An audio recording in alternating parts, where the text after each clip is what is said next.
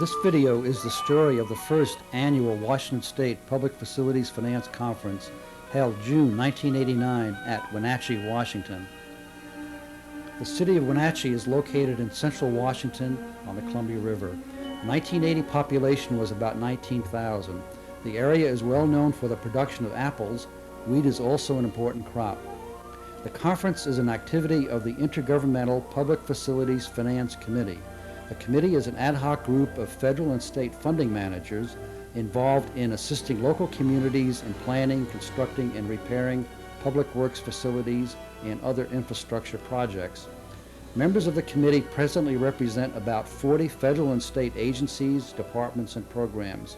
It has been estimated that these programs will administer over $500 million a year in Washington State. These funds will provide financial and technical assistance to water projects, roads, bridges, water and sewer systems, and other public works projects needed by local communities. The conference was designed so that presenters would be the funding managers who normally assist local governments. People invited were public works directors, community and regional planners, city and county engineers, fiscal officers, and consultants to local governments.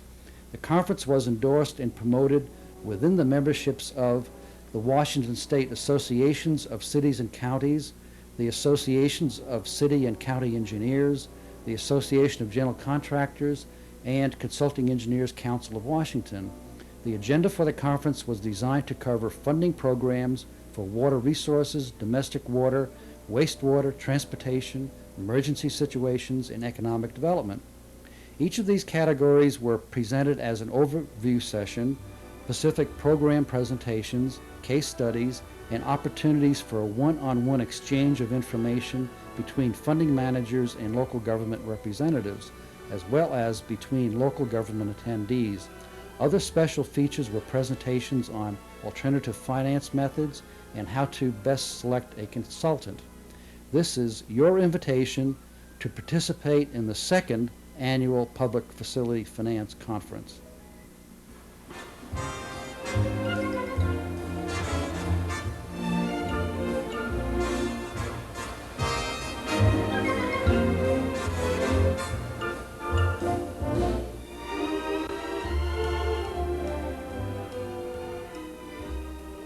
As a group, because we wanted to get to know about each other so that we could serve you better.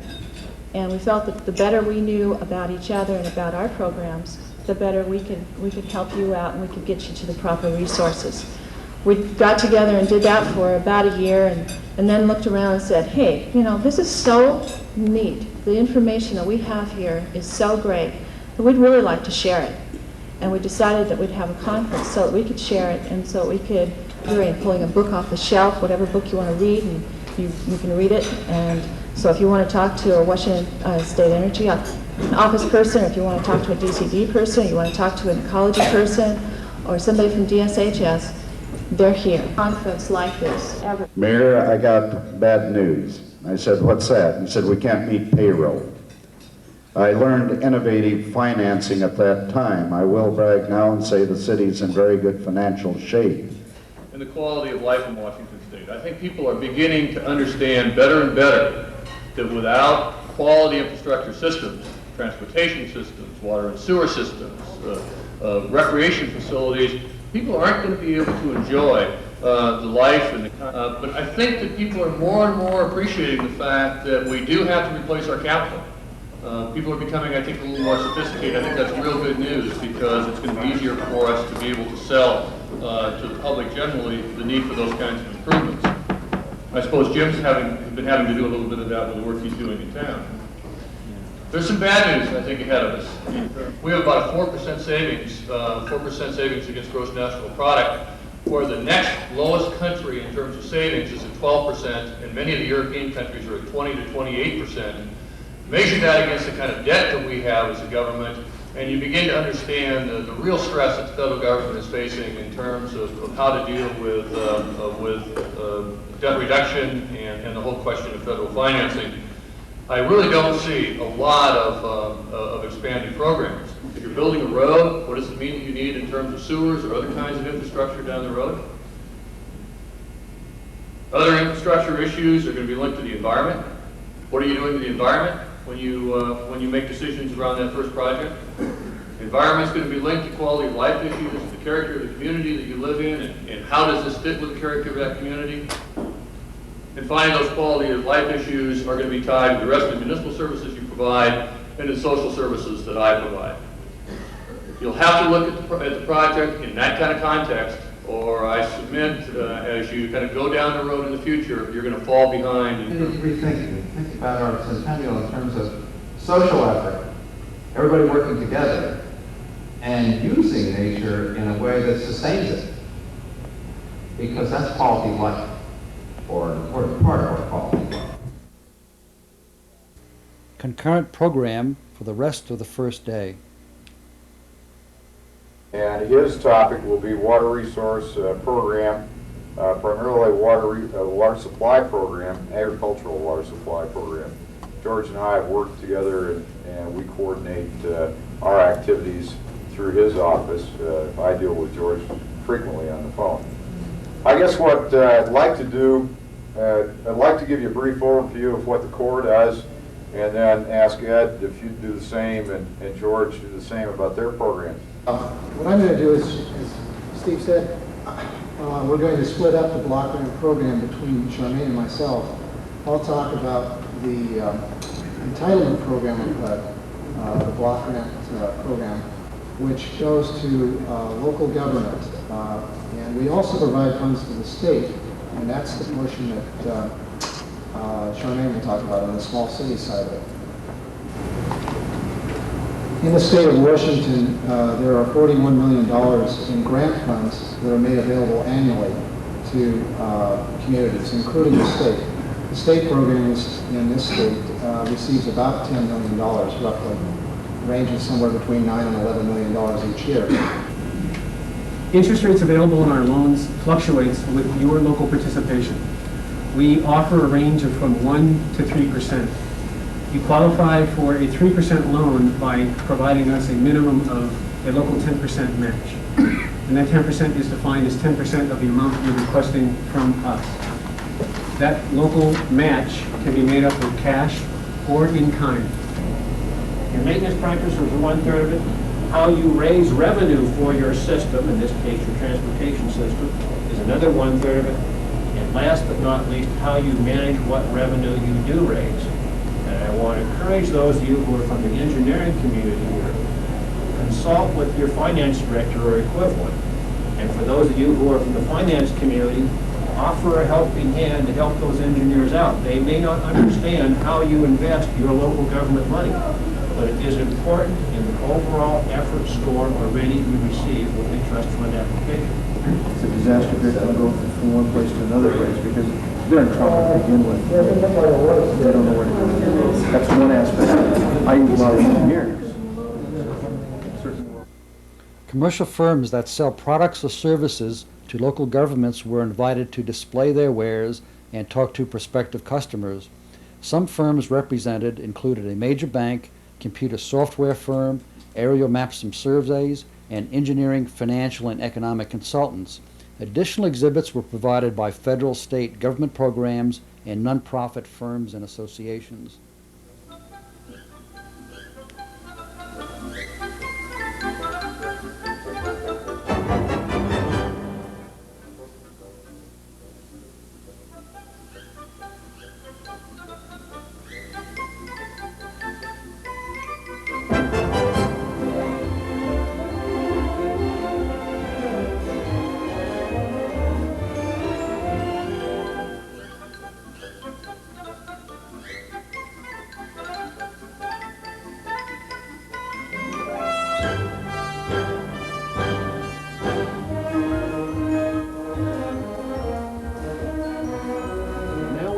Set of circumstances. The city has decided that they also wanted to, in addition to the roadway work, do some water and storm drainage improvements. Again, the trust fund is a good tool for you to consider if that's the type of situation you find yourself in. To tell you a little bit more here to the west, we have the bridge. The bridge program again is 20% grant, 80% grant, 20% local. You may, if you have a particular problem, either associated with something like this or as small as the bridge itself, consider a trust fund as part of your gap financing mechanism to make that project financially viable when the money is otherwise available.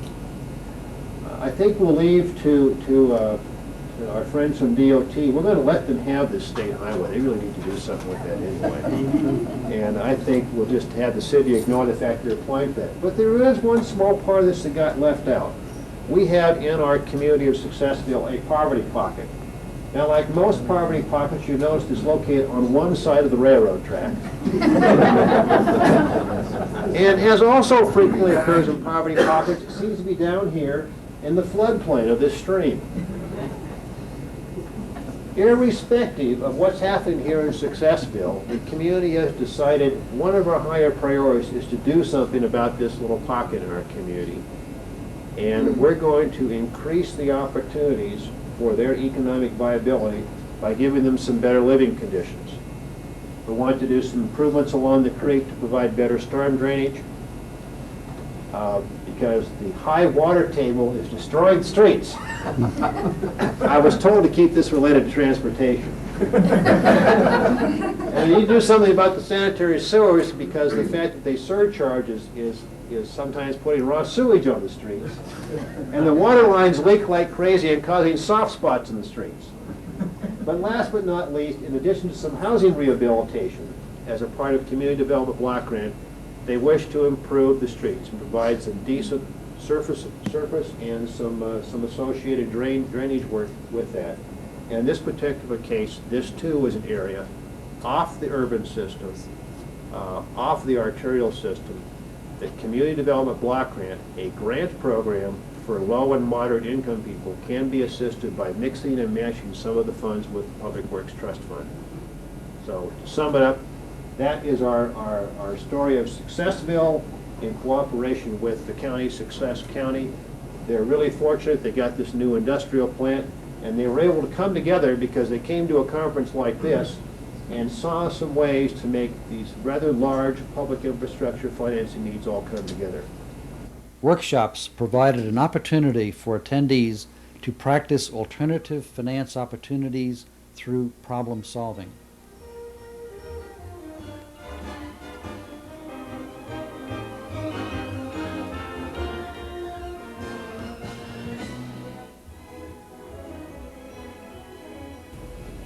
The next thing, we would go to the Washington State Energy Office and look at their $2,500 grant because we have some old pumps that we think we can update and get some more cost savings for a yearly basis. The next thing, one of our scenarios was to raise the service rate $3 a month for 7 months only, to raise the necessary $52,500, which would yield a $54,000, which is 30% matching for a 1% Public Works Trust Fund loan. Does that make sense? We would then figure a $7,000 payback of that 1% loan over 20 years, but we would see a $4,500 savings, so we'd have $2,500 a year that we would need to come up with. We would then instigate a $1 a year thereafter raise of rate to pay back that over 20 years. Emergency programs covering situations from floods to volcanic eruptions were presented and discussed by the audience.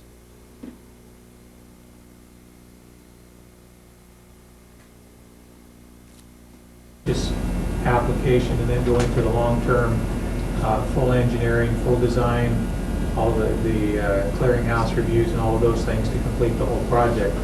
And I would also suppose that joint applications to other funding sources would be welcomed by us as well as the other agencies to utilize their funds in cooperation. The environmental review process can't be waived, but it can also be deferred to later in the processing. And the other major feature is a short notice authorization to incur costs. And then the scope of the project will be somewhat reduced from a full-scale project, full engineering, all of those things. Are there any questions? I would note that for as long as the funding is available, the contact person name and number, who is Peggy Johnson, who is at this program and preoccupied at another water session, is the contact person and can be reached at the number indicated on this matrix that we developed. One of the benefits of us having spent time in preparing for this conference and in talking with each other is a fairly update set of information that we summarized and made available to you on the matrix. It pretty much follows the same guidelines for funding as the regular Referendum 38 program. And it falls into a category of Farmers Home, where they attempt to expedite the process as much as possible in order to get the money out to you to deal with the emergent situation. It's volcanic eruption. But anything that's either natural, man-caused, or technological in nature, that's what we respond to. So there is activities out there. We don't, and I told you earlier, we have an unlimited amount. That's after a presidential declared disaster. Up until that point in time, the state of Washington doesn't have anything. We don't have a disaster fund. So we go to the various agencies. We're the coordinating agency for the state. So we go to the ecology, or we go to Farmers Home, our own department, block grant, imminent threat, or the Public Works Trust Fund. And these are resources. So it's a conduit to provide assistance to you. So even though it doesn't classify for us maybe a major disaster, yet it might be a significant impact on you, and these programs are here to help out the process. You go up to John Doe and say, you're going to work right now. You have that authority. Local officials have that authority. Our requirement is that we cannot pay for a cost plus percentage of cost contracting. That's prohibitive. What we'd like to see you do, you're up to your neck in alligators immediately. You're responding, you're doing whatever you can to cope with the situation. We'd like to get you off that emergency contract that you've got and go competitive bid, because it's a proven fact. You're going to get a better price for the work that you've got to do for the permanent work that has to be done. Okay? So the answer to your question is you have the authority immediately to do what's necessary to cope with the situation, but we'd like to get you off that emergency situation as quick as possible to get going to competitive bid for the cost saving. Challenging one to be in and always requires innovation, I find. There's just no two situations that are alike, even after years and years of looking at projects. Each one has some unique twist that challenges you to respond to it. And for us to provide good, strong support where we can within our guidelines, to have you respond quickly and stabilize an emergency situation, I'm sure is all of these panelists' purpose in carrying out their job. One of the things that you have, if you connect in with any one of our programs, is a fairly good knowledge of each other. And therefore, if you come in with a certain set of situations that may in fact fall outside of the eligibility of a particular program, one of the things that we're attempting to do is to make good, strong referrals for you. You don't have a lot of time to do research when you're dealing with the emergent situation. You're dealing with the impact on the public. We're trying to assist and mitigate that as much as we can by quick and expedient referral to one another so that we can give you maximum benefits of the emergency funding that's available. And just once again to highlight, the intent behind putting this together was to make your access to people as readily available to you and as simple as possible. And we encourage you to draw upon this as you go about protecting the public health and safety. Concurrent sessions continue the next day. Here are some examples. Programs, the Transportation Improvement Account. We have two programs. One's the Urban Arterial Trust Account program, but the Transportation Improvement Account program is more economic development related.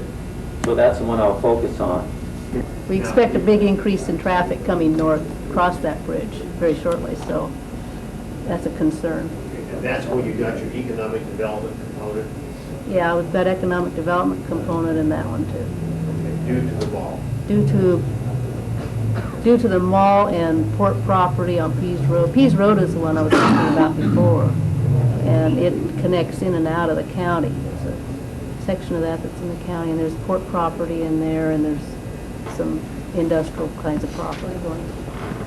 So it's kind of a combination of both retail and industrial. 100 more employees, and we're already having congestion problems on First Avenue with trucks and all the new employees. Would we qualify to, that's the main street in Zillow, is First Avenue. Would we qualify for some kind of funds there? It sure sounds like it would be So he got part of his financing through through industrial bonds through the city. An additional 6 examples. And those examples are real examples that are, have some of the same elements that are in our hypothetical situation. But if you go through those, it will give you a very good flavor for what some of the things are happening out there with other agencies. And there's a lot of innovation going on right now with regards to how people are putting projects together, and it's going to become even more significant in the future. Our program, for example, is going to be looking at some different areas of participation and how we put projects together in regional concepts. The Department of Transportation has significantly changed, I feel, its relationship in working with local agencies and the interrelationship of the entire transportation system. So all of the programs are really coming together into one program, if you want to look at it that way, one transportation system statewide. And with the new statewide transportation plan that's going to be completed in about the next year or so, we'll have the ability to look at the transportation from a statewide perspective, and that'll help us even better in dovetailing all these programs together. So we're going to stick around here and be available for any additional questions, and you may want to take a chance to look at those case studies, and if there are some of those case studies that are relevant to your agency or could be helpful, don't hesitate to contact us. That is because additional theoretically cost. they don't have that Is money right it now. a legitimate cost of doing business that they But need to start back? who does that? Who does what? Pays for that added cost of the comprehensive plan that we need right now. Well, to get them started on the right road, they can begin by borrowing the money from us, but there are no free lunches in good business enterprise, and they'll have to pay it back. That's okay, but they can borrow to do it, so they don't have to raise That's the right. rates. To ease the impact on their cash flow initially, they can borrow it at 0 interest for 5 years. So that in order to make emergency funds available, we decided that we needed to have the state of emergency established. Then once we had an emergency, everyone notified that emergency condition existed, we would go to the Community Development Block Grant, which has emergency funds, I guess a $200,000 limit for design of the facilities. We would also approach DSHS for funding of the construction, assuming that of course we made some assumptions that these are low-income people. They're out there probably not thinking about what this terrible thing that has come about. So we'd also apply to Farmers Home for a grant, and any remaining money that would be required, we would apply for a loan from the Public Works Trust Fund. But it isn't necessarily a requirement to have that capital improvement plan as a holistic document put in place. You might start working on the water system first and the sewer system next, and you just kind of work at it bit by bit each year. Yesterday, they talked about our evaluation form that's in this packet. And we'd like to remind you to take that little thing out and fill it out for us.